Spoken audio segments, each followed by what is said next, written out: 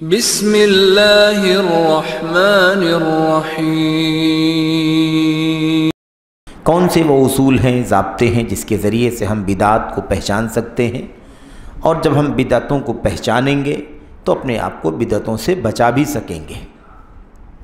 ظاہر ہے کہ بدعات کی پہچان کرنا انسانی زندگی کا ایک مسلمان کے حق میں بہت ہی بنیادی چیزوں میں سے ہے، کیونکہ یہ بدعتیں دراصل شجرہ ممنوعہ ہیں۔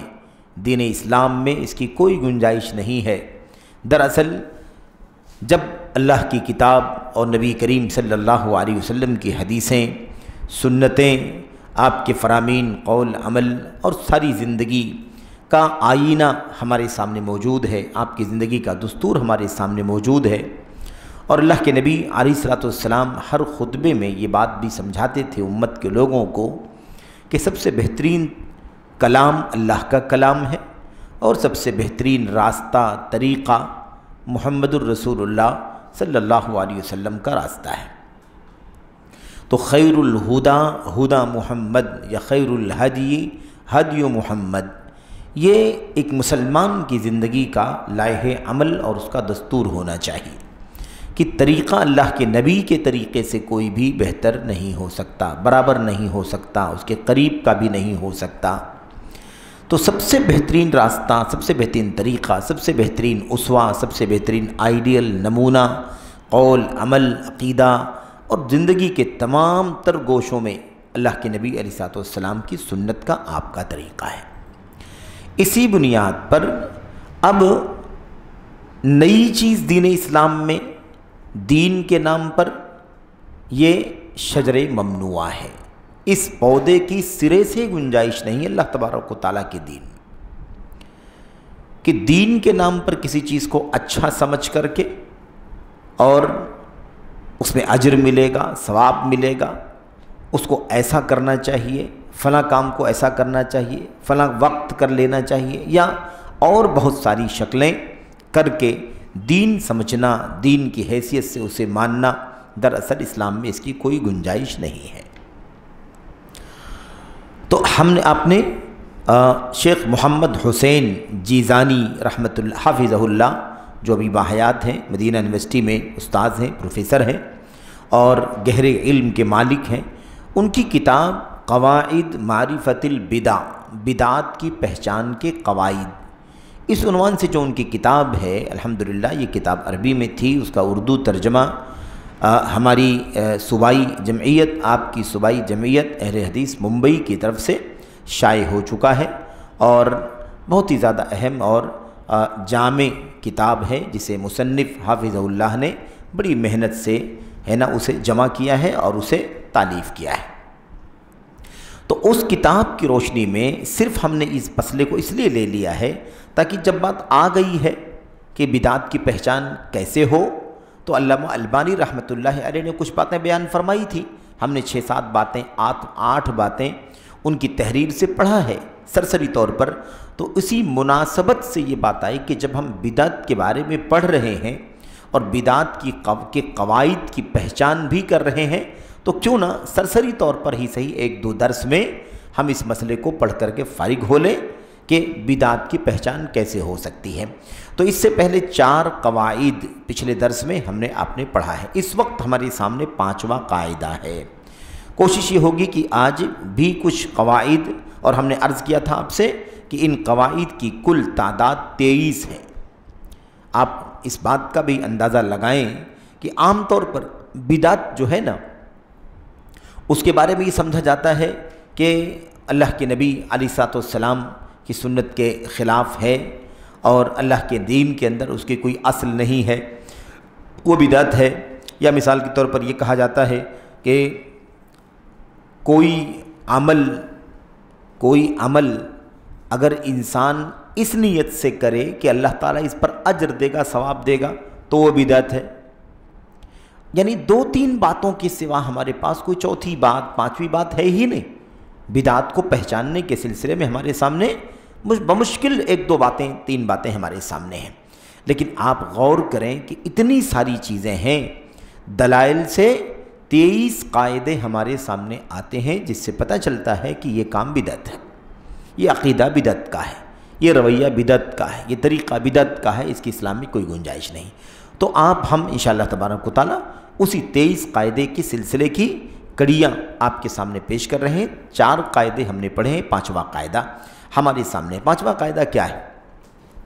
5واں قاعدہ جس سے ہم بدعت کو پہچان سکتے ہیں وہ یہ ہے کہ ہر وہ عبادت جو اسلامی شریعت کے قواعد، اسلامی شریعت کے اصول، قواعد اور اسلامی شریعت کے مقاصد کے خلاف ہو، ایسی کوئی بھی عبادت جو شریعت اسلامیہ کے قواعد سے ٹکراتی ہو، اس کے خلاف ہو، ایسے ہی اس کے جو مقاصد ہیں، اسلامی شریعت کے مقاصد ہیں، ہدف ہیں، اغراض ہیں جو اسلامی شریعت چاہتی ہے، ان اغراض کے خلاف ہو، مخالف۔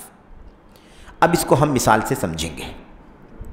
صرف قاعدے کو سمجھیں کہ عبادت کوئی بھی ہو، دیکھنے میں کتنی بھی اچھی ہو، کرنے والا کتنے بھی نیک جذبے سے کرتا ہو، لیکن وہ عبادت اسلامی شریعت کے قواعد کے خلاف ہو، اسلامی شریعت کے مقاصد کے خلاف ہو، تو وہ بدعت ہے۔ مثال کے طور پر کوئی ایسے اذکار، ایسی دعائیں لکھ کر لائے، کوئی ایسے اذکار، ایسی دعائیں جمع کر لے، لکھ لے، ہے نا، اور اسے پڑھے، اس کا اہتمام کرے، اور اس کا اور ایسا کرنے والوں کا جو نظریہ ہو، ان کا جو عقیدہ ہو کہ یہ اذکار، یہ دعائیں، یہ علم الحروف پر مبنی ہیں۔ علم الحروف دراصل یہ صوفیہ کی اصطلاح ہے۔ علم الحروف اگر آپ دیکھیں تو علم الحروف جو ہے ہمارے سامنے اللہ کے کلام کی آیتیں ہیں، اللہ کے نبی کی حدیثیں ہیں، یہ بامعنی جملے ہیں، بامعنی الفاظ ہیں، یہ حروف سے مل کر بنے ہیں، الف با تا سا کے ذریعے سے، اس سے ان حروف سے الفاظ بنتے ہیں، الفاظ سے جملے بنتے ہیں۔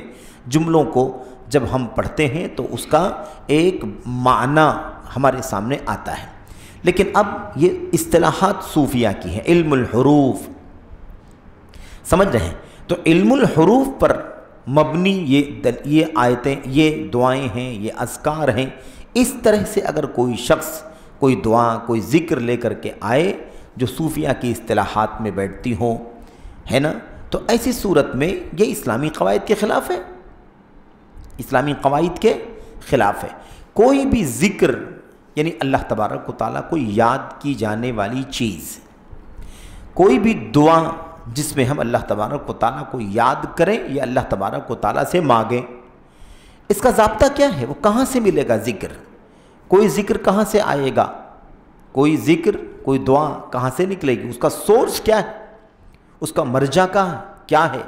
ظاہر سی بات ہے کہ اگر ہم کہتے ہیں کہ ایسا پڑھ کے اللہ کو یاد کرنا ہے تو وہ پڑھنے والی چیز لازماً قرآن کی آیت میں ہونی چاہیے، لازماً اللہ کے نبی کی حدیثوں میں ہونی چاہیے، ٹھیک ہے؟ اب فلسفیوں نے کوئی چیز بنا رکھی ہے، صوفیوں نے کوئی چیز نکال رکھی ہے، اور اس کی بنیاد پر کوئی ذکر، کوئی دعا تیار کر لی گئی ہے، تو ایسی صورت میں ظاہر سی بات ہے کہ یہ تو اسلامی شریعت کے اصول اور ضابطے کے ہی خلاف ہے۔ اسلام کا قاعدہ کیا ہے؟ اسلامی شریعت کا ضابطہ کیا ہے؟ کہ دعا اللہ کے کلام سے، دعا اللہ کے نبی کی حدیث سے، ذکر اللہ کے کلام سے، اللہ کے نبی کی حدیث سے، اس کے سوا کوئی سورس نہیں۔ اب علم الکتاب، علم السنہ سے نکل کر، علم الکتاب و سنہ سے نکل کر، علم القرآن و سنہ سے نکل کر کوئی علم الحروف، صوفیہ، فلاسفہ، ان کے بہت سارے عقائد ہیں، ابھی ہم اس میں نہیں داخل ہونا چاہتے تاکہ ہم ان بدعات کی پہچان کے قواعد کو سرسری طور پر گنا لے جائیں۔ تھوڑا سا سمجھنے کے لیے اشارہ، اب دیکھیے تعویذ جو عام طور پر باندھی جاتی ہے، لٹکائی جاتی ہے انسان کے جسم میں، جانور کے جسم میں، یا گاڑی جو بے جان چیز ہے اس کے جسم میں، یا یہ در و دیوار، یہ عمارت ہے، گھر ہے، مثال کے طور پر آفس ہے، کوئی اسٹرکچر ہے، ڈھانچہ ہے نا، اس کے کسی کونے میں، کنارے میں جو چیز باندھی جاتی ہے، لٹکائی جاتی ہے، اس کے بارے میں عقیدہ رکھا جاتا ہے کہ اس کو باندھنے سے اللہ شفا دے گا، یا یہ عقیدہ رکھا جاتا ہے کہ یہی باندھنا شفا دے دے گا؟ سمجھ رہے ہیں؟ اب اگر کبھی آپ کو اتفاق ہوا ہو تو آپ اس بات کو جانتے ہوں گے، تعویذیں بسا اوقات آپ کے ہاتھ لگ جائیں، یا کسی بھائی کے ہاتھ سے، اس کے گلے سے، یا اس کی گاڑی سے، اس کے جانور سے کوئی تعویذ آپ لے کر کے اسے کھولیں، اور کھول کر کے اگر آپ اس کو دیکھیں کہ اس میں کیا لکھا ہوا ہے، تو آپ کو اس کے اندر کیا ملتا ہے؟ کبھی آپ کو ملتا ہے زعفران سے لکھا ہوا یا عام قلم سے لکھا ہوا، آپ کو ملتا ہے آڑی لکیر، سیدھی لکیر، ترچھی لکیر، دائیں بائیں کی لکیر ہے نا، چھوٹی لکیریں، بڑی لکیریں، ایسے ہی گول دائرے، یا ایسے ہی ہے نا آڑے ترچھے، اس طرح کی چیزیں آپ کو ملتی ہیں۔ اب آپ سوچئے کہ بھلا، یا مثال کے طور پر کچھ الفاظ ایسے آپ کو ملتے ہیں جس کی میننگ آپ کو نہیں معلوم ہوگی، وہ حروف ہیں، اس میں الف ہے، با ہے، تا ہے، سا ہے، جی یہ سب چیزیں رہیں گی آپ، لیکن آپ کو وہ کٹے کٹے حروف رہیں گے، اس کی کوئی مطلب معنویت آپ کے سامنے نظر نہیں آئے گی، لیکن اس کو کاغذ میں لکھ کر کے، یا کبھی کبھی آپ کو بعض ایسے نام لکھے ہوئے ملیں گے جن ناموں کا معنی آپ کو نہیں معلوم ہے۔ مثال کے طور پر آپ کو بنی اسرائیل کے کچھ لوگوں کے نام لکھے ہوئے ملیں گے، آپ کو مثال کے طور پر اصحاب کہف جو ہے نا، جن کا تذکرہ قرآن کریم میں آیا ہوا ہے کہ وہ 7 لوگ تھے، یا 6 لوگ تھے، 7 لوگ تھے، 8 لوگ تھے، جو بھی، ان میں سے کچھ لوگوں کے نام، وہ نام لکھے ہوئے ملیں گے، کبھی کبھی فرشتوں کے نام لکھے ہوئے ملیں گے، کبھی کبھی ہے نا اللہ کے نبیوں کے رسولوں کے نام بھی لکھے ہوئے ملیں گے، ٹھیک ہے۔ خلاصہ کلام یہ ہے کہ بھئی اگر نبیوں کے، فرشتوں کے نام بھی لکھے جائیں، اس کو باندھ کے گلے میں لٹکایا جائے، تو یہ فرشتوں اور نبیوں کے نام کا بھی اللہ تبارک و تعالیٰ کے دین سے کیا تعلق ہے کہ اس کو لٹکانے سے شفا ملے گی؟ ایسا کوئی تعلق ہے؟ ایسی بات ہے کہ فرشتے غیر اللہ ہیں، انبیاء غیر اللہ ہیں، رسول غیر اللہ ہیں، اصحاب کہف غیر اللہ ہیں، تو بھلا ان کے نام کو گلے میں لٹکانے سے شفا کا عقیدہ کتنا خطرناک عقیدہ ہے۔ پھر وہ جو آڑی ترچھی لکیریں ہیں، جو کٹے کٹے حروف ہیں، ان کا کیا تعلق ہے؟ اس سے کیسے شفا مل سکتی ہے؟ کیوں بات کے لٹکایا جاتا ہے؟ تو یہ بہت بنیادی مسئلہ ہے کہ حروف، علم الحروف پر مبنی کوئی دعا لے کر آئے، کوئی ذکر لے کر کے آئے، یعنی فلسفیوں کے عقیدے، عقلانیوں کے عقیدے، صوفیوں کے عقیدے کے مطابق اس طرح کی دعائیں، اذکار، تو اب یہ تو اسلامی شریعت کے مقاصد کے بھی خلاف ہے، اسلامی شریعت کے قواعد کے بھی خلاف ہے۔ اسلامی شریعت کا قاعدہ یہ ہے کہ دعا، اذکار اللہ کے کلام سے، اللہ کے نبی کی حدیث سے ہمیں ملے گی۔ دعا کہاں سے ملے گی؟ اللہ کے کلام سے، اللہ کے نبی کی سنت سے۔ اذکار کہاں سے ملیں گے؟ اللہ کے کلام سے، اللہ کے نبی کی حدیث سے۔ ایسے ہی مقاصد کے خلاف ہے۔ بھئی مقصد کیا ہے؟ مقصد اسلامی شریعت کا یہ ہے کہ اللہ تبارک و تعالیٰ کے بندے اللہ تبارک و تعالیٰ کی کتاب سے جڑیں، اللہ کی وحدانیت، اس کی عظمت کو سمجھیں، دین اور شریعت کے اعتبار سے مرجع اگر کسی کو مانے تو اللہ کے نبی محمد الرسول اللہ صلی اللہ علیہ وسلم کو مانے۔ یہ اسلامی شریعت کے مقاصد میں سے اللہ تبارک و تعالیٰ سے اللہ کے بندوں کو جوڑنا، اللہ کے بندوں کو اللہ سے جوڑنا، یہ اسلامی شریعت کا مقصد ہے۔ اللہ کی عبادت مقصود ہے، کسی غیر اللہ سے دوری کرنا، اسے قطع تعلق کرنا، یہ بنیادی مقصد ہے اسلامی شریعت کا۔ لیکن آپ دیکھیے اب ایسے اذکار، ایسی دعائیں جو بہت سارے لوگ کرتے ہیں، اور ان کا کہنا یہ ہوتا ہے، ان کا خیال یہ ہوتا ہے کہ علم الحروف پر مبنی ہے، تو علم الحروف پر مبنی دعائیں اور اذکار، اس کی کہاں گنجائش ہے اللہ تبارک و تعالیٰ کے دین کے اندر؟ اب آپ بتائیے کہ اس طرح کی کوئی عبادت کرتا ہے تو اس طرح کی عبادت کا اسلام میں کیا حکم ہوگا؟ ہم کہیں گے بھئی یہ بدعت کہاں سے لے کے آئے؟ علم الکتاب، علم السنہ، علم العقیدہ، علم الفقہ، یہ تو سمجھ میں آتا ہے، اور علم الفرائض، علم اللغہ ہے نا، علم المصطلح، علم الاصول، علم التفسیر، یہ علم الحروف کہاں سے آ گیا؟ علم الحروف یہ عقیدہ ظاہر سی بات ہے کہ اسلامی شریعت کے عقیدے کے خلاف ہے۔ ایسے ہی مثال کے طور پر اور بھی مثالوں میں اور بھی مثالوں میں سے ایک مثال یہ ہے کہ نفلی نماز کے لیے مثال کے طور پر بلانا، نفلی نماز کے لیے بلانا، یعنی آؤ نفلی نماز، اذان دینا، بلانا. ظاہر سی بات ہے کہ اسلامی شریعت کے اندر نفلی نمازوں کے لیے بلانے کے لیے اذان مشروع نہیں. نفلی حی علی الصلاح حی علی الفلاح کس کے لیے ہے؟ یہ اصل میں کس کے لیے؟ فرائض کے لیے ہے. بقیہ اصل میں کسی نفلی نماز، تہجد کے لیے نماز، تراویح کے لیے نماز، تراویح کی نماز، تہجد کی نماز جس کو ہم کہتے ہیں، ان نمازوں کے لیے بلا کر کے نماز لوگوں کو جمع کرنا اور باجماعت نماز پڑھنا یہ شریعت اسلامیہ کے اندر مطلوب نہیں ہے. اعلان مطلوب ہے، جیسا کہ تہجد کی اذان ہوا کرتی تھی وہ صبح صادق سے بہت پہلے ہوا کرتی تھی لوگوں کو بیدار کرنے کے لیے. تو اصل میں اذان کس کے لیے مشروع ہے؟ فرض نمازوں کے لیے، فرض نمازوں کے لیے. ایسے ہی اور مثال اس سے پہلے آئی تھی صلاۃ الرغائب کی. یہ سب چیزیں کیا ہیں؟ یہ سب چیزیں ایسی ہیں جو کس پر مبنی ہیں؟ یہ چیزیں ایسی ہیں جو اسلامی شریعت کے قواعد کے بھی خلاف ہیں، اسلامی شریعت کے مقاصد کے بھی خلاف ہیں. کیونکہ اس میں جو چیزیں، اب ایسی کوئی بھی چیز، ایسی بھی کوئی عبادت کرے تو اس کا حکم شریعت کے اندر یہ ہے کہ وہ بدعت ہے. شریعت کے اندر اس کا حکم یہ ہے کہ وہ بدعت ہے. اچھا، اسی طریقے سے اور بھی بہت ساری مثالیں اس سلسلے میں موجود ہیں، لیکن ہمیں اس تفصیل میں نہیں جانا ہے. سرسری طور پر ہم ان قواعد کی گنتی اور قواعد کا اشارہ آپ کے سامنے کرنا چاہتے ہیں. دیکھیے، چھٹا قاعدہ ہمارے سامنے کیا ہے؟ ایک چیز یہ بھی بہت بنیادی ہے، ہمارا ذہن کبھی کبھی نہیں جاتا، لیکن دیکھیے یہ بھی ایک قاعدہ ہے. قاعدہ کیا ہے؟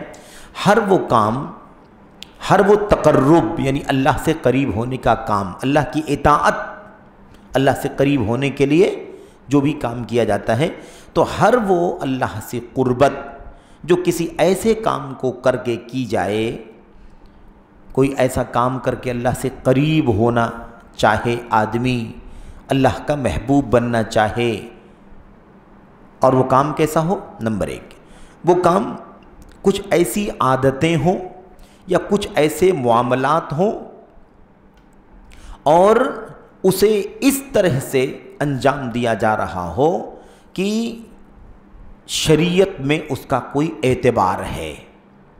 کوئی ایسی عادت، کوئی ایسا معاملہ، کوئی ایسی عادت یا کوئی ایسا معاملہ انسان کرے اور کر کے یہ سوچے کہ ایسا کر کے میں اللہ سے قریب ہو جاؤں گا، اور ساتھ ہی ساتھ وہ یہ سوچتا ہو کہ یہ شریعت کے اندر ہے. کوئی عادت، کوئی معاملہ جس کو کر کے بندہ اللہ سے قریب ہونا چاہے اور یہ سوچے کہ یہ دین اور شریعت کے اندر موجود ہے. مثال کے طور پر، مثال سے بات سمجھ میں آئے گی. مثال، کوئی آدمی اون کے لباس کو، اون کے کپڑے کو پہن کر کے پہننا، اونی کپڑا پہننا، اونی لباس پہننا عبادت سمجھے، اور اس اون کے لباس میں گرمی میں، سردی میں، ہر موسم میں مشقت ہو، پریشانی ہو، تب بھی اون کے لباس کو پہن کر عبادت کرنا اللہ تبارک و تعالیٰ سے قربت کا ذریعہ سمجھتا ہوں. اب یہ مسئلہ نہیں ہے میرے بھائیوں کہ آدمی کو سردی لگ رہی تو ان کا کپڑا پہن لے، گرمی لگ رہی ہے تو ہلکا کپڑا پہن لے جس میں اس کو راحت ہو، سکون ہو. تو یہاں تو مسئلہ نہیں ہے کہ موسم کی سردی گرمی کے حساب سے آدمی کبھی اون پہنے، کبھی کاٹن پہنے، یہ کوئی مسئلہ نہیں ہے. مسئلہ کیا ہے؟ ایک آدمی ایسا بنا لے، ایسی عادت بنا لے، ایسی عادت بنا لے کہ بھئی عبادت اللہ تبارک و تعالیٰ کی اگر ہم اون کی عبادت کی کپڑے میں کریں گے تو اللہ تبارک و تعالیٰ سے زیادہ قریب ہوں گے. اللہ سے قریب ہونے کے لیے، اللہ کی عبادت کے لیے کیا کرنا؟ اون کا کپڑا پہننا. یہ کیسی عادت ہے؟ یہ عادت دراصل اسلام کے اندر بدعت ہے. کیوں؟ اس لیے کہ یہ چیز کہاں سے آئی ہے؟ اچھا، ایک آدمی اون کے لباس میں اون کا لباس پہنتا ہے، اس کی طبیعت کے اندر سردی ہے، مزاج اس کا سرد ہے، اسے جلدی سردی لگنے لگتی ہے، معمولی سا موسم کا اونچ نیچ ہوتا ہے تو بیمار ہو جاتا ہے. ایسا آدمی اگر وہ اون کا لباس پہنتا ہے تو پہنے، کوئی مسئلہ نہیں ہے، لیکن ایک آدمی اون کا لباس پہننا عبادت سمجھتا ہو، اور بعض لوگ یہ بھی سمجھتے ہیں، جیسا کہ صوفیہ عام طور پر اون کا لباس پہنتے تھے، تو ان کا نظریہ یہ ہوتا تھا کہ جتنا تپسیا کریں گے، جتنی مشقت میں اپنے آپ کو ڈالیں گے، یعنی گرمی ہے تو اور زیادہ گرمی برداشت کرنا، سردی ہے تو اور زیادہ سردی برداشت کرنا، ایسا کریں گے تو اللہ تبارک و تعالیٰ زیادہ خوش ہوگا۔ یہ عام طور پر اس قسم کے لوگوں کے یہاں نظریہ پایا جاتا ہے۔ تو ظاہر سی بات ہے کہ اب یہ ایک ایسی عادت ہے جس کی اسلام میں کوئی بنیاد نہیں ہے، اور انسان یہ سمجھتا ہے کہ اون کا لباس پہننا یہ دین کے اندر موجود ہے، شریعت کے اندر موجود ہے۔ ایسے ہی ایک اور مثال آپ سمجھ سکتے ہیں، کوئی آدمی ہمیشہ خاموش رہنا، خاموش، صمت، چپ رہنا، بولنے سے اپنے آپ کو روکنا، اپنے آپ پر بولنے سے پابندی لگا لینا کہ بھئی مجھے چپ رہنا، خاموش رہنا، اس خاموش رہنے کو اللہ کی عبادت کا ذریعہ سمجھے کہ میں چپ رہوں گا تو اللہ تبارک و تعالیٰ سے قریب ہو جاؤں گا، مثال کے طور پر۔ تو خاموش رہ کر کے اللہ تبارک و تعالیٰ کی قربت کا عقیدہ رکھنا، یہ ایک ایسی عادت ہے جو بدعت ہے، یہ ایسی عادت ہے جو بدعت ہے۔ کس نے کہا کہ چپ رہنا اللہ تبارک و تعالیٰ سے قربت کا ذریعہ؟ کس نے کہا کہ چپ رہنا، خاموشی اختیار کرنا اللہ تبارک و تعالیٰ سے قریب کرنے کا ذریعہ؟ ایسا تو کچھ بھی نہیں۔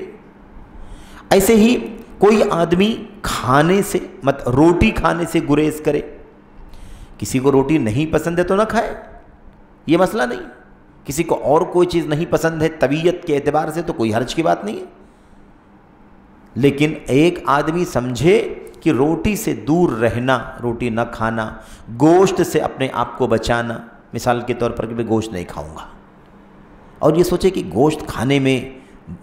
گوشت کھانے کی وجہ سے انسان کے اندر کبر آتا ہے، تکبر آتا ہے، خوشحالی کا مزاج بنتا ہے، اللہ کے سامنے حقیر بن کے رہنا چاہیے، اللہ کے سامنے محتاج بن کر کے رہنا چاہیے، اس طرح کی کوئی سوچ رکھے تو یہ ایسی عادت ہے جو بدعت ہے، ایسی عادت ہے جو بدعت ہے۔ تو کوئی آدمی مثال کے طور پر جیسے بات آ گئی نا کہ روٹی کھانے سے احتراز کرے، گوشت کھانے سے اپنے آپ کو بچائے، پانی پینے سے اپنے آپ کو بچائے، یا مثال کے طور پر کوئی شخص یہ سمجھے کہ دھوپ میں کھڑا رہوں گا، دھوپ برداشت کروں گا، مشقت اٹھاؤں گا تو اللہ سے قریب ہو جاؤں گا، اللہ سے قریب ہو جاؤں گا، یہ کیا ہے؟ یہ بھی بدعت ہے، یہ بھی بدعت ہے۔ ایسی مثال کے طور پر کوئی کہے کہ نہیں بھائی، کوئی یہ سوچے کہ نہیں مجھے سائے میں نہیں جانا ہے، مجھے سائے میں نہیں جانا ہے، نہیں مجھے دھوپ میں رہنا ہے، سائے سے اپنے آپ کو بچانا ہے، تو یہ کیسی عادت ہے؟ ایک ایسی عادت ہے جس کا دین میں کوئی گزر نہیں ہے، اور اس عادت کی بنیاد پر ہم کہیں گے کہ ایسا کرنا بدعت ہے، ایسا کرنا بدعت ہے۔ تو اس طرح کی چیزیں بھی میرے بھائیوں بدعت کے دائرے میں آتی ہیں، اس لیے ہمیں چاہیے کہ ہم کیا کریں، اس طرح کی چیزوں کو بھی ہم سمجھیں کہ یہ بدعت کے دائرے میں آتی ہیں۔ تو ہر وہ عادت یا ہر وہ رویہ جس کو کر کے انسان یہ سمجھتا ہو کہ میں اس سے اللہ سے قریب ہو جاؤں گا، اور وہ یہ بھی سمجھتا ہو کہ یہ دین کے اندر ہے، یہ دین کے اندر ہے، تو اگر دین کے اندر نہیں سمجھتا ہے تو ٹھیک ہے، سردی کے لیے گرم کپڑا پہنے، گرمی میں سرد کپڑا پہنے، اس کو دھوپ اچھی لگتی ہے دھوپ لے لے، چھاؤں اچھی لگتی ہے چھاؤں لے لے، کوئی حرج کی بات نہیں ہے، لیکن سمجھے کہ نہیں، تپسیا کرنا، دھوپ اور مشقت برداشت کرنا، چھاؤں سے اپنے آپ کو بچانا کیا ہے، یہ نیکی کا ذریعہ ہے، تو یہ چیز کیا مانی جائے گی، اس کو بدعت کہا جائے گا۔ بہرحال تو یہ ایک بدعت کی پہچان کا ایک اور قاعدہ ہے۔ اس کے بعد اس طریقے سے اور اگر آگے بڑھیں مختصر طور پر اختصار کے ساتھ، اسی بنیاد پر یہ جو قاعدہ آپ کے سامنے گزرا، اسی بنیاد پر امام ابن رجب، حافظ ابن رجب حنبلی رحمۃ اللہ علیہ، چوٹی کے امام ہیں، عالم ہیں، انہوں نے کہا تھا فمن تقرب الى اللہ بعمل لم يجعلہ اللہ ورسولہ قربۃ الى اللہ فعملہ باطل مردود علیہ۔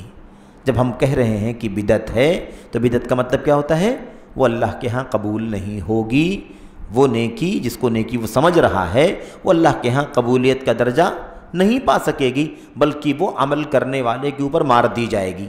تم نے اون کا کپڑا پہنا نیکی سمجھ کر کے، یہ لے جاؤ، قبول نہیں ہوگا۔ تم نے دھوپ میں اپنے آپ کو تھکایا، مشقت میں ڈالا، سوچا کہ نیکی ہے یہ لے جاؤ، قبول نہیں ہوگا، مثال کے طور پر۔ تو ایسے ہی اسی کے بارے میں کہتے ہیں جو بھی اللہ تبارک و تعالیٰ کی قربت، اللہ تعالیٰ کی قربت کسی ایسے عمل سے حاصل کرنا چاہے جس عمل کو اللہ اور اس کے رسول نے اللہ سے قریب ہونے کا ذریعہ نہیں بنایا ہے، تو یہ عمل باطل ہے، اس کا یہ عمل باطل ہے، مردود علیہ، یہ اس کے اوپر اس کی طرف لوٹا دیا جائے گا، یہ لے جاؤ، رد کر دیا جائے گا، ریجیکٹ کر دیا جائے گا، اللہ تعالیٰ کے ہاں قبول نہیں ہوگا۔ تو یہی ہے، یہ ہے چھٹا قاعدہ۔ ایسے ہی اس کے بعد ہمارے سامنے اگلا قاعدہ ہے 7واں قاعدہ۔ یہ قاعدہ کیا ہے؟ یہ بھی بڑا اہم ہے، بہت بنیادی ہے اور لوگوں کے ہاں پایا جاتا ہے، ابھی مثال سے بات سمجھ میں آئے گی۔ قاعدہ کیا ہے؟ اللہ سے قربت کا ہر وہ کام جو کوئی ایسا کام کر کے کیا جائے جس سے اللہ تبارک و تعالیٰ نے منع کیا ہے، اللہ کی منع کی ہوئی چیز کو کر کے اللہ سے قریب ہونے کی کوشش کر۔ ایک ایسا کام کر رہا ہے آدمی، بندہ، جس کام سے اللہ نے منع کیا ہے، تو یہی نہیں کہ وہ کام کر رہا ہے اور وہ گناہ کا کام ہے، بلکہ وہ کیا کر رہا ہے؟ اس کام کو اللہ سے قریب ہونے کے لیے کر رہا ہے کہ ایسا کروں گا تو اللہ تبارک و تعالیٰ کے قریب ہو جاؤں گا، اللہ تبارک و تعالیٰ کے یہاں محبوب بن جاؤں گا، اللہ مجھے چاہے گا۔ تو اللہ سے قربت حاصل کرنا کسی ایسے عمل کے ذریعے سے جس عمل کو اللہ تعالیٰ نے منع قرار دیا ہے۔ مثال کے طور پر مثال دیکھیں، پہلی مثال ہے کوئی شخص اللہ تبارک و تعالیٰ سے قریب ہونے کی کوشش کرے بسماع الملاہی، اللہ، گانے بجانے، میوزک، فلمیں، ناچ، اس طرح کی چیزیں دیکھ کر، اس طرح کی چیزیں سننا، یا ایسے ہی رقص و سرود، ناچنا گانا، یہ کام کر کے اللہ تبارک و تعالیٰ سے قریب ہونے کی کوشش کریں کہ ایسا کروں گا تو اللہ تعالیٰ کے قریب ہو جاؤں گا۔ اب آپ سوچتے ہوں گے ایسا بھی کوئی کرتا ہے؟ ہاں، ایسا لوگ کرتے ہیں۔ کون کرتے ہیں؟ صوفیہ کرتے ہیں، صوفی حضرات۔ کیا آپ نہیں جانتے کہ صوفیہ کے ہاں قوالی ہے، ان کے ہاں رقص ہے، ان کے ہاں سماع کے نام سے باقاعدہ مجلس اور محفل ہوتی ہے۔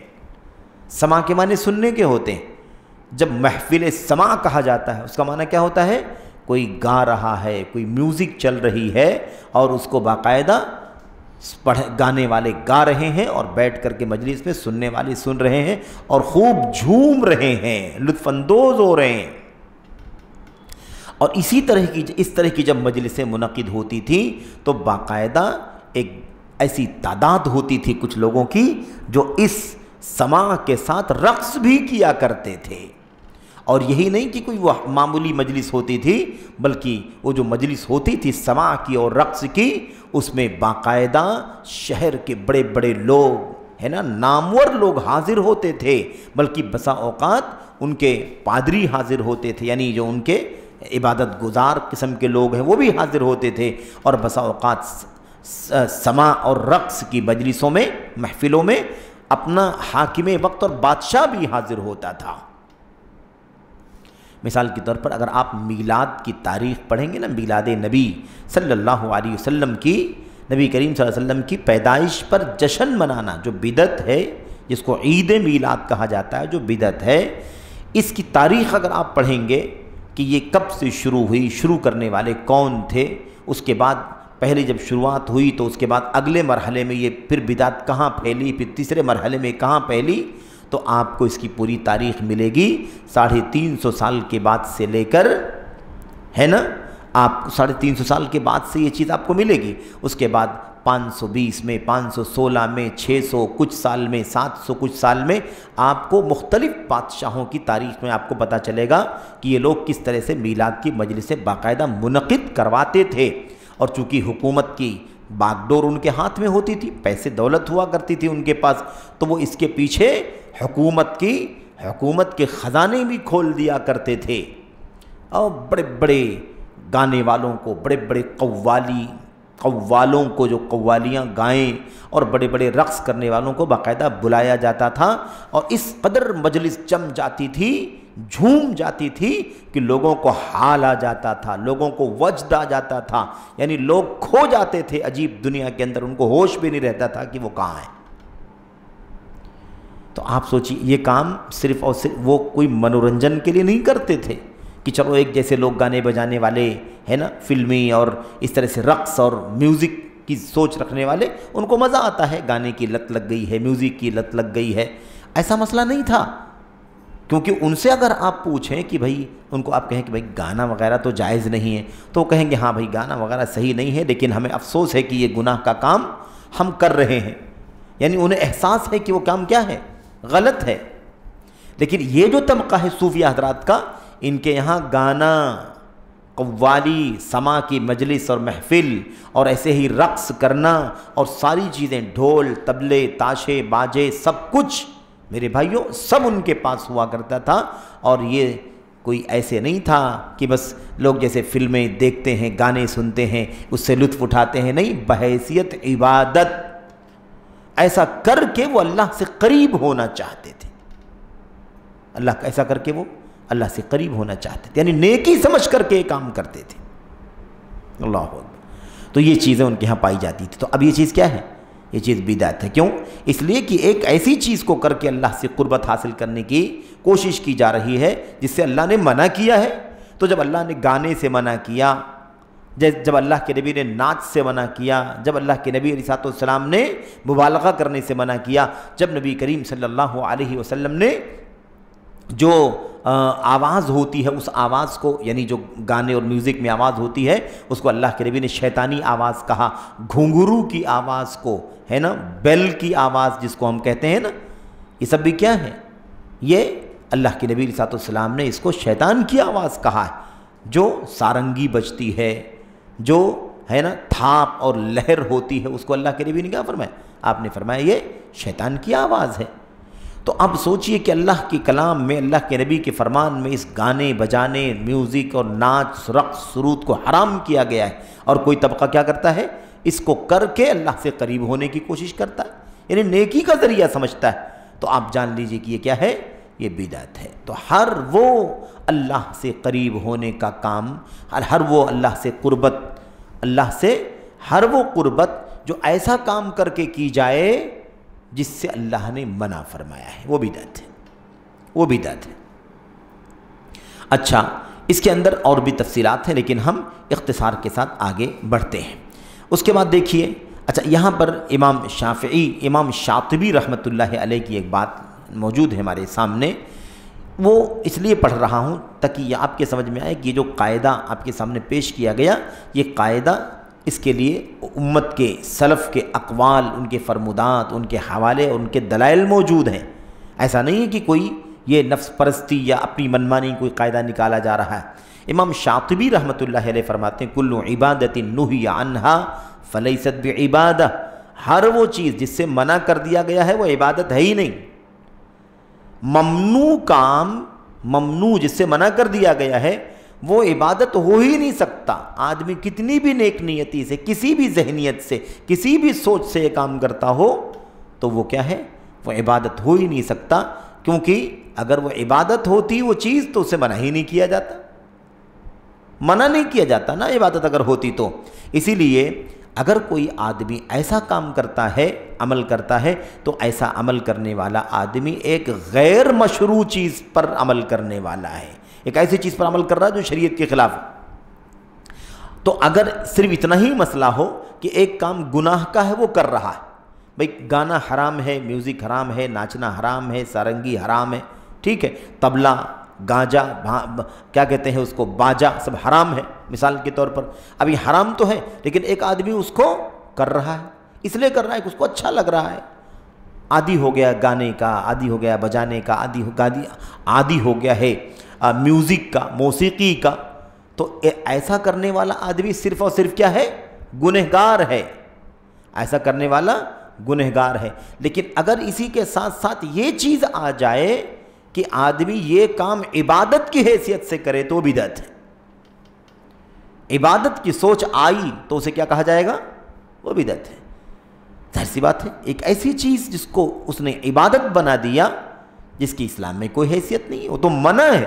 تو ایک ممنوع کام کرنے والا آدمی گنہگار ہے، فاسق ہے، بدعمل ہے، لیکن عبادت کی نیت سے اگر وہ کام کرے گا تو ایسی صورت میں وہ کیا ہوگا؟ ایسی صورت میں وہ بدعت کرنے والا مانا جائے گا، بدعتی ٹھہرے گا۔ یہی بات امام شاطبی رحمۃ اللہ علیہ نے اپنی اس بات میں بیان فرمائی ہے، اور یہ ان کی مطلب کہہ لیجئے کہ اسلامی لائبریری کی بدعت کے سلسلے میں سب سے معتبر کتابوں میں سے ایک کتاب الاعتصام، کتاب کا نام کیا ہے؟ الاعتصام، یعنی سنت کو مضبوطی سے پکڑنا، یہ اس کا نام ہے۔ اس میں بتایا کیا گیا ہے؟ اس میں بتایا گیا ہے بدعت کی حقیقت کو، سنت کے خلاف بدعت کی کیا حقیقت ہے، کتنی شکلیں، کتنی قسمیں، حوالے، مثالیں، دلائل، شواہد، قرآن، سنت، سلف امت ہے نا، سب کی تفصیل الحمدللہ الاعتصام کے نام سے کتاب ہے، الاعتصام للشاطبی، امام شاطبی کی کتاب۔ اچھا، اس کے بعد ہمارے سامنے 8واں قاعدہ ہے۔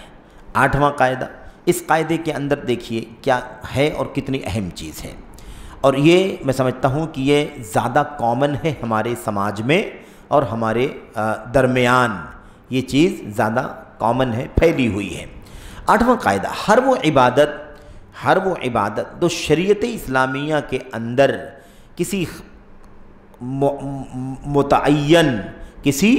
متعین صفت کے ساتھ آئی ہوئی ہو، ایک خاص طریقے سے بتائی گئی، یہ عبادت اس طرح سے کرنا ہے، یہ عبادت اس طرح سے کرنا ہے، تو اب اس طریقے کو، اس صفت کو بدل دینا بدعت ہے۔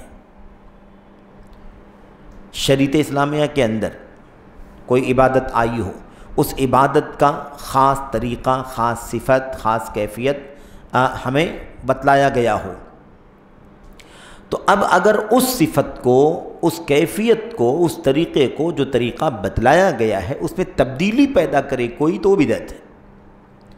جس صفت میں، جس کیفیت میں، جس طریقے سے وہ اب عبادت بتائی گئی ہے، اسی عبادت، اسی طریقے اور کیفیت میں، اسی صفت کے ساتھ اس عبادت کو انجام دینا ہے۔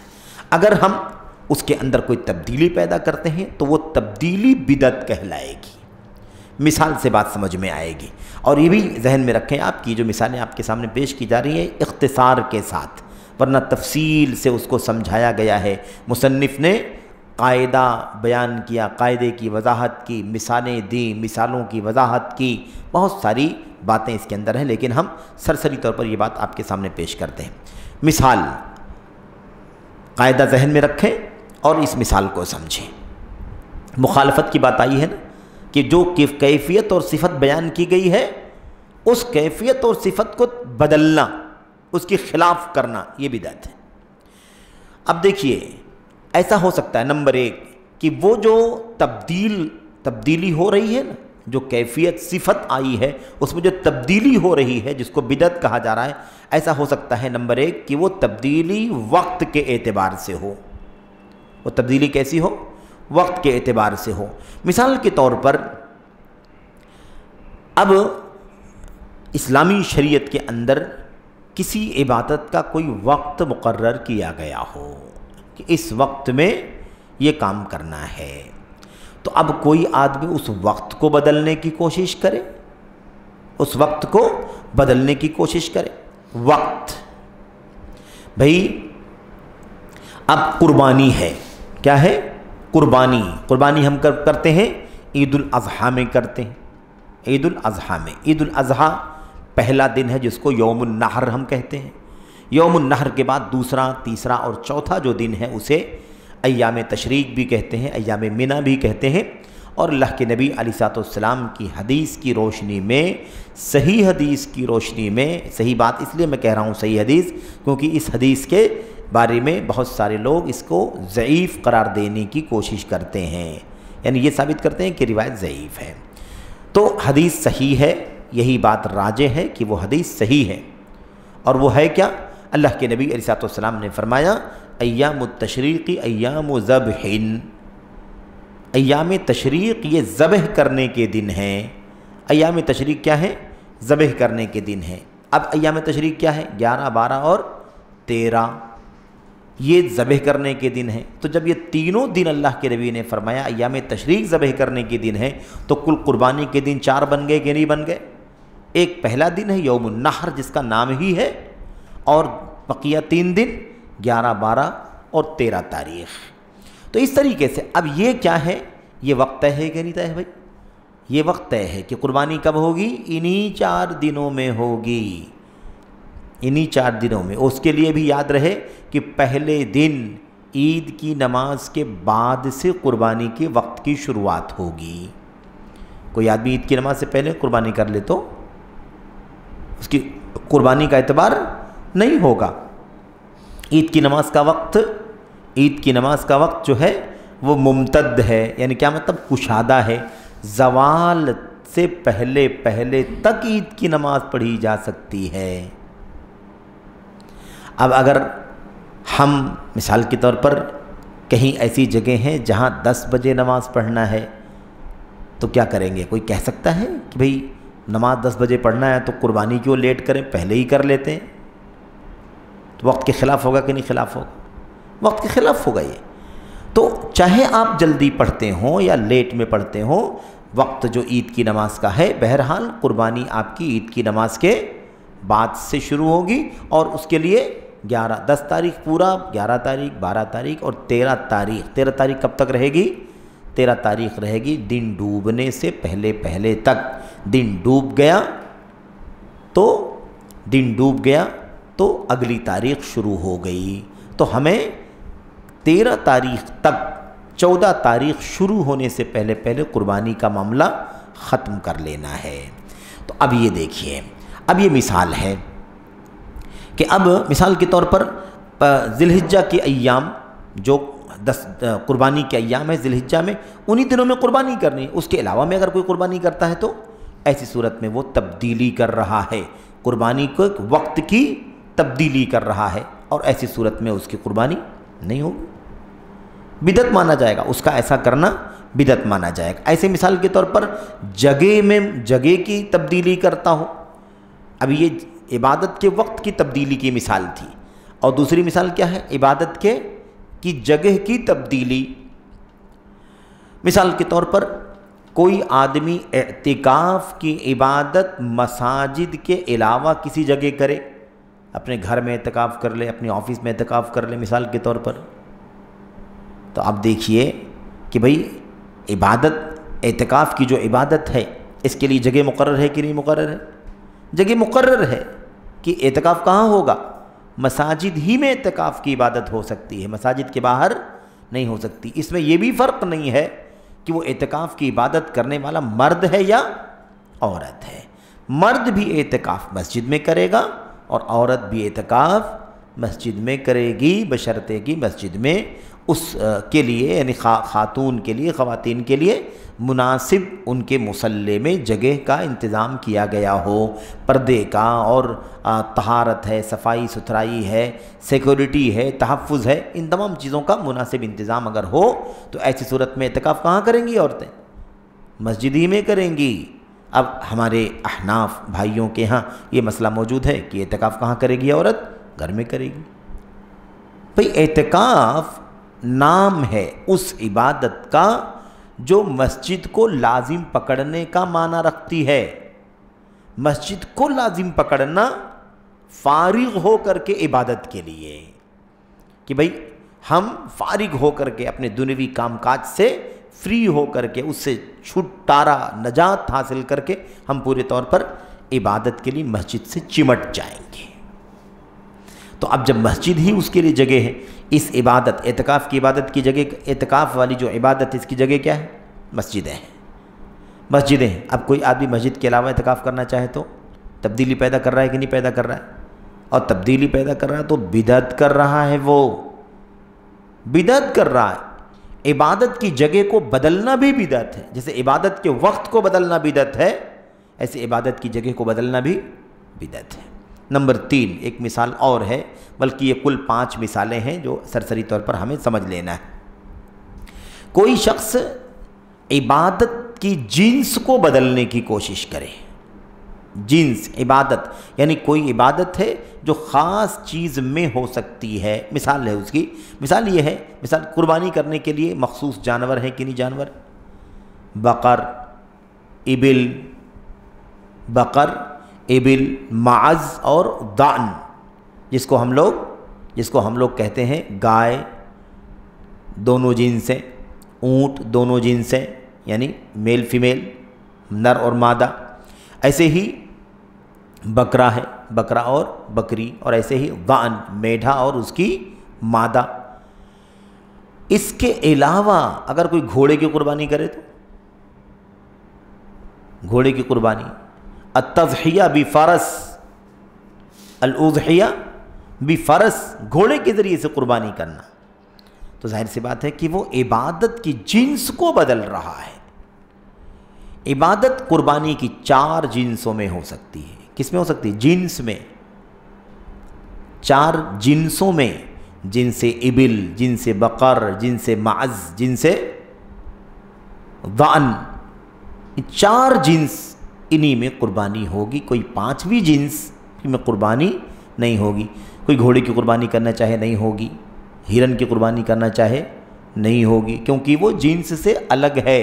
نہ وہ بقر میں آتا ہے، نہ ابل میں آتا ہے، نہ وہ معز میں آتا ہے، نہ ضأن میں آتا ہے. اس لیے جنس جو عبادت کی ہے اس میں تبدیلی پیدا کرنا یہ کیا ہے؟ یہ بدعت ہے. ٹھیک ہے. تیسری چیز، چوتھی چیز کیا ہے؟ عبادت کی مقدار، اس کی کوانٹٹی میں تبدیلی پیدا کرنا. اس کی مقدار میں، اس کی کوانٹٹی میں. عبادت کی ایک مقدار مقرر ہے، 2 ہے، 4 ہے، 6 ہے، 5 ہے، 10 ہے، جو بھی ہے، اس میں تبدیلی پیدا کرنا بھی کیا ہے؟ بدعت ہے. تو قاعدہ جو ہمارے سامنے تھا وہ قاعدہ کیا تھا؟ قاعدہ یہ تھا کہ ہر وہ عبادت جو شریعت میں کسی خاص مقرر متعین مقید صفت کے ساتھ آئی ہوئی ہے اس میں تبدیلی پیدا کرنا بدعت ہے. تو خاص ہے وقت، خاص ہے جگہ، خاص ہے مقدار، خاص ہے کیفیت. تو جو چیزیں مقرر طے شدہ اسلام کے اندر آئی ہوئی اس میں تبدیلی پیدا کرنا بدعت ہے. تو ہم نے اس میں پہلی چیز پڑھی وقت میں تبدیلی پیدا کرنا، دوسرا پڑھا ہم نے جگہ میں تبدیلی پیدا کرنا، تیسرا ہم نے پڑھا جنس میں تبدیلی پیدا کرنا، چوتھا ہے میرے بھائیوں مقدار، عدد میں، کوانٹٹی میں تبدیلی پیدا کرنا. مثال کے طور پر نماز کی رکعتوں کی تعداد مقرر ہے کہ نہیں مقرر ہے؟ نماز کی رکعتوں کی تعداد مقرر ہے. کوئی اضافہ کرنا چاہے تو پوری رکعت ہم اللہ اکبر سے لے کے سلام پھیرنے تک جو کچھ بھی ہمیں سکھایا گیا ہے نا، وہی سب ہم پڑھیں.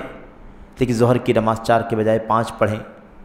سوچے کہ 5ویں رکعت پہ بھی وہی ساری دعائیں، وہی ساری چیزیں ہم پڑھیں گے تو اس میں کون سے عیب کی بات ہے؟ 6ٹھی رکعت بڑھا دیں، 2 رکعت والی نماز میں تیسری رکعت بڑھا دیں، 3 والی میں چوتھی رکعت بڑھا دیں، مثال کے طور پر. تو یہ مقدار میں تعداد میں اضافہ ہوگا، تعداد میں اضافہ کہلائے گا، اور یہ بدعت ہے کیونکہ مقدار، تعداد، گنتی بھی مقرر ہے اسلامی شریعت کے اندر. اس میں اضافہ کرنا بدعت ہے. اور اس سلسلے میں وہ واقعہ آپ کے سامنے اس سے پہلے غالباً آیا تھا جو حضرت سعید ابن المسیب رحمۃ اللہ علیہ سید التابعین کا ہے.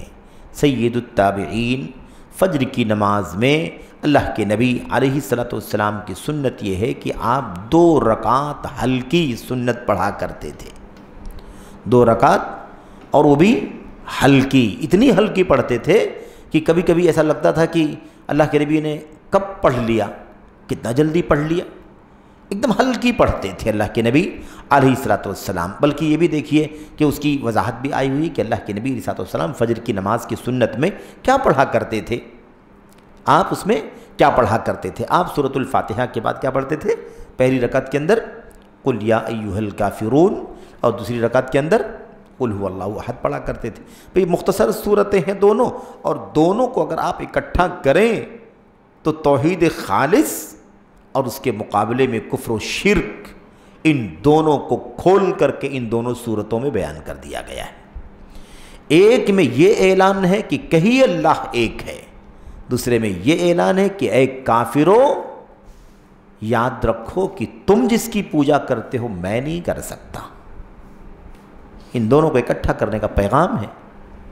تو یہ مختصر اللہ کے نبی پڑھا کرتے تھے اور 2 ہی رکعت پڑھتے تھے، تعداد بھی 2 اور اس کو پڑھنے کے لیے طریقہ بھی بالکل ہلکا مختصر۔ اب سعید بن مسیب رحمۃ اللہ علیہ نے دیکھا کہ فجر کی نماز کا بھی جماعت کا ٹائم باقی ہے اور ایک صاحب وہاں کنارے نماز پڑھ رہے ہیں اور وہ 2 رکعت کھڑے ہوئے، 1 رکعت 2 رکعت سلام پھیرا، پھر کھڑے ہوئے، پھر 1 رکعت 2 رکعت پھر سلام پھیرا، پھر کھڑے ہوئے۔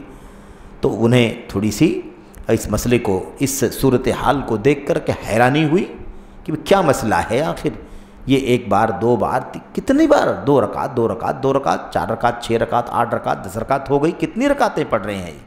تو انہوں نے جا کر کے اس شخص کو تنبیہ کیا، ٹوکا اور کہا کہ بھئی آپ یہ سلام پھرنے کے بعد پوچھا کہ بھئی آپ یہ جو نمازیں پڑھ رہے ہیں یہ کیا پڑھتے جا رہے ہیں، بار بار کیا پڑھ رہے ہیں؟ فجر کی نماز جو فرض ہے اس کے پہلے جو نماز ہے فجر کی وہ 2 رکعت سنت ہے اور 2 ہی رکعت ہے، تو مقدار تو طے ہے، رکعت کی تعداد گنتی کیا ہے؟ طے ہے، مقرر ہے۔ تو یہ تم اس سے زیادہ 4 پھر 6 8 یہ کتنا پڑھتے جا رہے ہو اور کیوں پڑھ رہے ہو ایسا؟ تو اس آدمی نے کیا کہا؟ اس آدمی نے جھلا کر کے ناراض ہو کر کے کہا یہ بتائیے کہ آپ چلے آئے ہیں اعتراض کرنے کے لیے، مجھے روک رہے ہیں، پوچھ رہے ہیں کہ میں کون سی نماز پڑھ رہا ہوں، 2 رکعت 2 رکعت 2 رکعت، کیا اللہ تبارک و تعالیٰ مجھے نماز جیسی عبادت کرنے پر اللہ تعالیٰ عذاب دے گا؟ نماز ہی تو پڑھ رہا ہوں میں، 2 اللہ کے نبی صلی اللہ علیہ وسلم نے بتلایا ہے، سیم وہی ساری چیزیں 2 اور پڑھ رہا ہوں، سیم وہی چیزیں 2 رکعت اور پڑھ رہا ہوں، وہی چیزیں 2 رکعت اور پڑھ رہا ہوں۔ تو نماز ہی ہے جیسے اللہ کے نبی نے 2 بتلایا تھا، بالکل کوئی تبدیلی نہیں، میں ویسے ہی بڑھا 2 اور پھر اور 2 پھر اور 2 اس طرح سے پڑھ رہا ہوں، تو اس میں کون سی عیب کی بات ہے؟ جب وہ 2 رکعت جو طریقہ نبی نے سکھایا اسی طریقے کے مطابق میں 2 رکعت اور پڑھ رہا ہوں، اسی طریقے کے مطابق میں 2 رکعت اور پڑھ رہا ہوں تو اس میں کون سے عیب کی بات ہے؟ ایعذبنی اللہ علی الصلاۃ، کہ اللہ تبارک و تعالیٰ مجھے نماز پڑھنے کی وجہ سے عذاب میں ڈالے گا، مجھے اللہ تعالیٰ عذاب دے گا اس لیے کہ میں نماز پڑھ رہا ہوں؟ یعنی نماز ہی تو ہے، اس میں کون سی ایسی بات ہے کہ اس میں کوئی گناہ کا کام میں کر رہا ہوں؟ تو اللہ کے نبی علیہ السلام کے صحابہ کی تربیت میں رہنے والے سعید بن مسیب نے کیا جواب دیا؟ انہوں نے وہی بات بتلائی، کہا مسئلہ یہ نہیں ہے کہ تم نماز پڑھ رہے ہو، مسئلہ یہ نہیں ہے کہ تم ویسے ہی پڑھ رہے ہو جیسے نبی نے پڑھا تھا، لیکن مسئلہ یہ ہے کہ تم اتنی گنتی میں نہیں پڑھ رہے ہو جتنی گنتی میں اللہ کے نبی نے پڑھا تھا۔ سارا مسئلہ کیا تھا؟ گنتی کا۔ نبی نے 2 پڑھا ہے، تم کتنا پڑھ رہے ہو؟ 4 6 8 پڑھ رہے ہو۔ تو اللہ تبارک و تعالیٰ تم کو نماز پڑھنے پر نہیں عذاب دے گا، تم کو سنت کے خلاف کرنے پر عذاب دے گا۔ اور یہاں سنت کی خلاف ورزی کس چیز میں ہے؟ کوانٹٹی میں، گنتی میں، تعداد میں مخالفت ہے، ورنہ نماز تو ویسے ہی پڑھ رہا جیسے نبی نے پڑھا، لیکن نماز کی مقدار اور تعداد رکعت کی اتنی نہیں پڑھ رہا ہے جتنا نبی کریم صلی اللہ علیہ وسلم نے پڑھا ہے۔ اس لیے انہوں نے سمجھایا، اور یہ بہت عظیم بات ہے، بڑی پیاری بات سعید بن مسیب نے کہی تھی، ان اللہ لا يعذبك على الصلاة ولكنه يعذبك على خلاف السنة، اللہ تبارک و تعالیٰ تمہیں نماز پڑھنے پر نہیں عذاب دے گا، تمہیں سنت کے خلاف کرنے پر عذاب دے گا۔ تو نماز تو ہے جو تم پڑھ رہے ہو، لیکن وہ سنت کا طریقہ نہیں ہے جو تم اختیار کیے ہوئے ہو۔ یہ مسئلہ سعید بن مسیب نے سمجھایا۔ علامہ البانی رحمۃ اللہ علیہ نے اس بات کو اپنی کتاب میں نقل کرنے کے بعد، یعنی یہ اثر سعید بن مسیب کا، یہ واقعہ اس آدمی کا واقعہ سعید بن مسیب کے ساتھ جو پیش آیا، اس واقعے کو نقل کرنے کے بعد کہتے ہیں یہ بہت عظیم الشان قاعدہ ہے۔ کون سا قاعدہ؟ جو سعید بن مسیب نے کہا اللہ تعالیٰ تم کو نماز پڑھنے پر عذاب نہیں دے گا، لیکن سنت کی خلاف ورزی کرنے پر عذاب دے گا۔ کہتے ہیں یہ تو بہت عظیم الشان پرنسپل ہے، اصول ہے، قاعدہ ہے، قاعدہ۔ بدعتیوں کے بارے میں کہتے ہیں، شیخ البانی فرماتے ہیں، کہتے ہیں بدعتیوں کو جب بھی ان کی بدعت سے روکا جاتا ہے کہ بھئی آپ یہ دعا کہاں سے لے آئے، آپ یہ نماز کہاں سے لے آئے، آپ یہ تہوار کہاں سے لے آئے، آپ اس ٹائم درود کہاں سے لے آئے، تو وہ فوراً پلٹ کے کیا جواب دیتے ہیں؟ کہتے ہیں اس میں کوئی گناہ کا کام ہے کیا؟ اگر ہم درود پڑھ رہے ہیں اذان سے پہلے تو درود ہی تو پڑھ رہے ہیں، کوئی گناہ کا کام ہے کیا؟ سمجھ رہے ہیں بھئی؟ قرآن کی تلاوت کرنے کا ثواب ملتا ہے، ہم قرآن کی تلاوت کر رہے ہیں، قبر پر کر رہے ہیں، تو کیا قرآن پڑھنا گناہ کا کام ہے؟ ہم قبر پر اذان دیتے ہیں تو کیا اذان دینا کیا گناہ کا کام ہے؟ ایسے ہی سارے بدعتی، ایسے ہی یہ بدعتی ساری باتیں اپنی بدعت کی پیش کرتے ہیں اور یہ ثابت کرنا چاہتے ہیں کہ کیا کوئی گناہ کا کام ہے؟ اس کا جواب کیا ہے؟ اس کا جواب وہی ہے جو سعید بن مسیب رحمۃ اللہ علیہ نے اس نماز زیادہ رکعتیں پڑھنے والے کو دیا تھا اور کہا تھا کہ تم جو ہے نا جو عبادت کر رہے ہو، عبادت پر تمہیں اللہ عذاب نہیں دے گا، لیکن عبادت کی تعداد، رکعات کی تعداد جو نبی نے پڑھی ہے تم اس کی خلاف ورزی کر رہے ہو، اس لیے اللہ تبارک و تعالیٰ تمہیں عذاب دے گا۔ یہ مسئلہ سعید بن مسیب رحمۃ اللہ علیہ نے وہاں پر سمجھا دیا تھا۔ تو یہ چوتھی چیز ہے۔ تو چاہے رکعت بڑھا دے کوئی آدمی مثال کے طور پر، یا مثال کے طور پر میرے بھائیوں، اور چاہے وہ فرض رکعت میں بڑھا دے، چاہے وہ نفلی نماز میں بڑھا دے، نفل مطلب سنت۔ اب جب سنت دو طرح کی ہوتی ہے، ایک ہے نفلی، ایک ہے نفل مطلق، آدمی کو آزادی ہے، آدمی کو آزادی ہے۔ آدمی نے فرض نماز پڑھی، فرض نماز پڑھنے کے بعد مثال کے طور پر اب اس کو موقع ہے اور وہ چاہتا ہے کہ 2 رکعت اور نفل اضافی پڑھ لے، 2 رکعت اور پڑھ لیا، کبھی اس کا دل چاہا 4 پڑھ لیا، کوئی مسئلہ نہیں، اچھی بات ہے، اچھی بات۔ یہ نفل مطلق ہے، عام مطلق نفل، کھلی، یعنی مطلب اس میں کوئی پابندی، کوئی قید نہیں ہے، چھوٹ ہے۔ اور ایک ہے وہ نفل جو نام کے ساتھ، وقت کے ساتھ ہمیں دیا گیا ہے۔ مثال کے طور پر نمازوں کے بعد کی پہلے اور بعد کی سنتیں، نمازوں کے پہلے اور بعد کی سنتیں۔ اب یہ تو سب طے تمام دیا گیا نا ہم کو، ظہر سے پہلے کتنی رکعت ہے، ظہر کے بعد کتنی رکعت ہے، فجر سے پہلے کتنی رکعت ہے، بعد میں نہیں ہے، فجر کے بعد نہیں ہے، پہلے ہے بعد میں نہیں ہے، ظہر میں پہلے میں بھی ہے اور بعد میں بھی ہے، اور ظہر سے پہلے اتنا ہے، بعد میں اتنا ہے۔ عصر میں اللہ کے نبی صلی اللہ علیہ وسلم نے کوئی بھی ایسی تاکیدی سنت نہیں بتلائی ہے جسے کرنے کی تاکید ہو۔ البتہ 4 رکعت مطلق طور پر فرمایا ہے کہ جو 4 رکعت عصر کی نماز سے پہلے پڑھے گا اسے فنا فضیلت حاصل ہوگی، ٹھیک ہے۔ لیکن عصر کے بعد کچھ بھی نہیں بتایا اللہ کے نبی، مغرب کے پہلے کچھ نہیں بتلایا، مغرب کے بعد 2 رکعت مغرب سے پہلے جو 2 رکعت ہم پڑھتے ہیں، مغرب سے پہلے 2 رکعت ہم جو پڑھتے ہیں اس کی حیثیت ان 12 رکعت جیسی نہیں ہے جو نمازوں سے پہلے اور بعد والی سنتیں ہوتی ہیں۔ اللہ کے نبی نے فرمایا من صلی 12 رکعہ، جو 12 رکعتیں نماز پڑھے گا فرض کے علاوہ دن بھر میں، اس کے لیے جنت کے دروازے کھول دیے جائیں گے۔ تو ان میں سے کیا ہے؟ فجر سے پہلے 2 رکعت، ظہر سے پہلے 4 رکعت، ظہر کے بعد 2 رکعت، ٹھیک ہے۔ مغرب سے پہلے نہیں، مغرب کے بعد 2 رکعت، عشاء کے بعد 2 رکعت، یہ 12 رکعتیں۔ عصر سے پہلے کی جو 4 رکعت ہے وہ اس سے الگ سنت ہے، وہ اس سے الگ سنت۔ مغرب میں جو پڑھی جاتی ہے 2 رکعت وہ اس سے الگ سنت ہے۔ تو مطلق اور مقید، ٹائم، مقدار، کیفیت، لمبی یا بہت ہی ہلکی، یہ ساری چیزیں اللہ کے نبی علیہ السلام کی سنت کے اندر بتلا دی گئی ہیں۔ تو ہمیں یہ بات یاد رکھنی ہے کہ چاہے اندر کی تعداد، فرض نماز کی تعداد کے اندر تعداد بڑھانے کا مسئلہ ہو، یا نفلی نمازیں جو ہیں اس میں تعداد بڑھانے کا مسئلہ ہو، جو مقید نفل ہیں، جو کیسی نفل ہیں؟ مقید۔ ظہر سے پہلے 2 رکعت بھی پڑھ سکتے ہیں، 4 بھی پڑھ سکتے ہیں، لیکن 6 نہیں پڑھ سکتے، ٹھیک ہے۔ ظہر کی نماز کے بعد 2 رکعت ہے، اس حیثیت سے اضافہ نہیں کر سکتے۔ فجر سے پہلے ہے 2 رکعت، فجر کے بعد نہیں ہے، تو پہلے پڑھیں گے، بعد میں نہیں ہے تو نہیں پڑھیں گے۔ ہاں پہلے والی چھوٹ گئی ہو تو بعد میں پڑھ سکتے ہیں، پہلے والی چھوٹ گئی ہو تو بعد میں پڑھ سکتے ہیں، لیکن بعد میں کوئی سنت فجر کی نماز کے نہیں ہے۔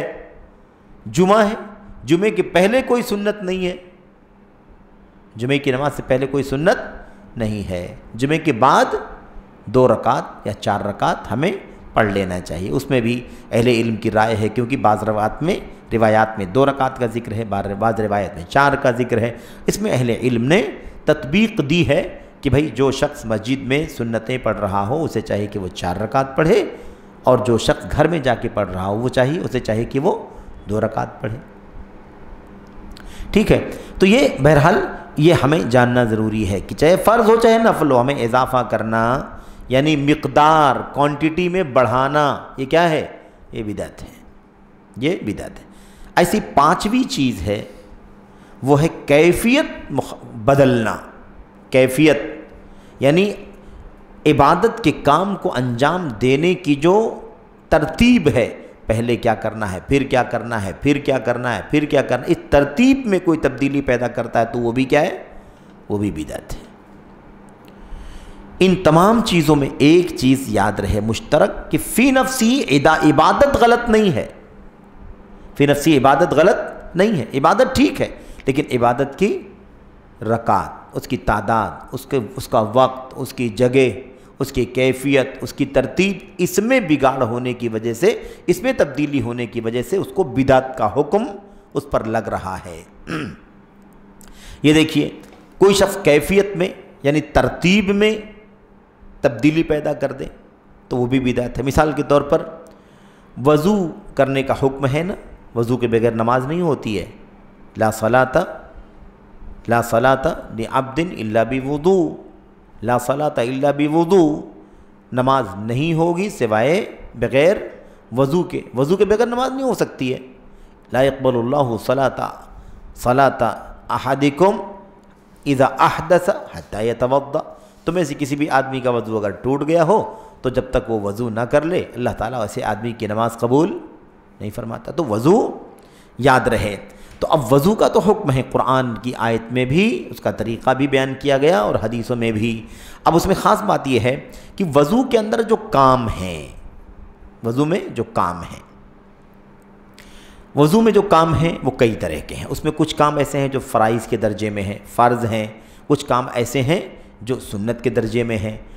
فرض جو کام ہیں 4 بنیادی، وہ کیا ہے؟ چہرے کو دھونا، دونوں ہاتھوں کو کہنیوں تک دھونا، اور سر کا مسح کرنا، ٹھیک ہے، یہاں سے پیشانی سے لے کر کے گدی تک، پیچھے تک، اور پھر واپس لانا، جو سنت کا طریقہ ہے۔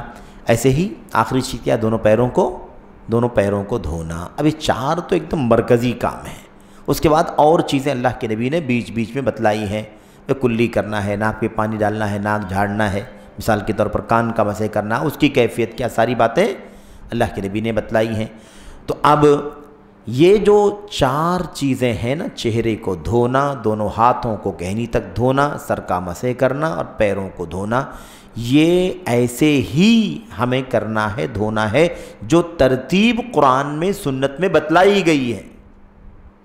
پہلے ان 4 کاموں میں پہلا کام کون سا ہے؟ چہرے کو دھونا۔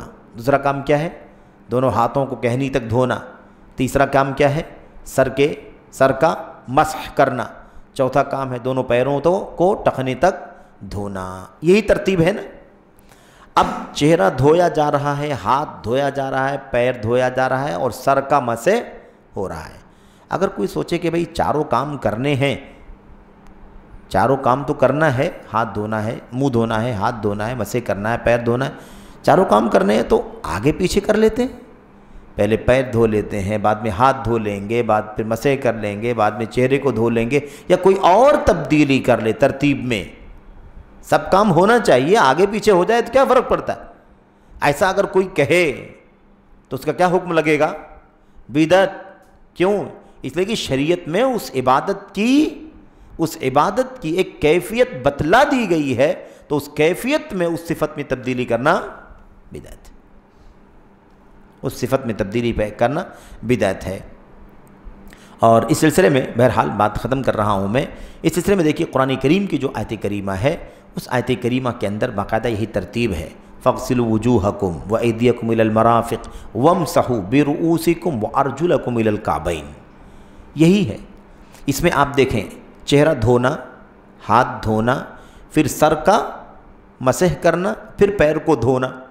4 اعضاء میں سے 3 کو دھونا ہے اور 1 کو مسح کرنا ہے۔ اگر ترتیب ضروری نہ ہوتی لائن سے، ایک ترتیب سے، اگر یہ سب کام ضروری نہ ہوتا، آگے پیچھے کرنے کی اگر پرمیشن ہوتی تو ایسا بھی تو ہو سکتا تھا کہ اللہ تعالیٰ دھونے کے تینوں اعضاء ایک ساتھ بیان کر دے اور مسح کرنے والی چیز لاسٹ میں بیان کر دے. ہو سکتا تھا کہ نہیں ہو سکتا تھا؟ لیکن اللہ نے کیا کیا؟ اللہ نے دھونے والا چہرہ، دھونے والا ہاتھ، پھر اس کے بعد مسح بیچ میں لایا اللہ تبارک و تعالیٰ نے، اور پھر آخر میں پیروں کو دھونے کا ذکر کیا. اس سے معلوم پڑتا ہے کہ ترتیب ضروری ہے، ترتیب ضروری ہے. اس کے اندر تبدیلی کرنا یہ کیا ہے؟ بدعت ہے. اللہ سے دعا کریں کہ اللہ تبارک و تعالیٰ ہمیں اور آپ کو بدعت کی پہچان کے ان قواعد کو جاننے اور سمجھنے کی توفیق عطا فرمائے اور اس کے مطابق عمل کی توفیق بخشے، اور اللہ تعالیٰ ہمیں اور آپ کو بدعت سے بچنے کی، بدعت سے دور رہنے کی، اس سنتوں پر کاربند رہنے کی توفیق عطا فرمائے. آمین رب العالمین. وصلی اللہ وسلم وبارک علی نبینا محمد وعلی آلہ وصحبہ اجمعین. والسلام علیکم ورحمۃ اللہ وبرکاتہ.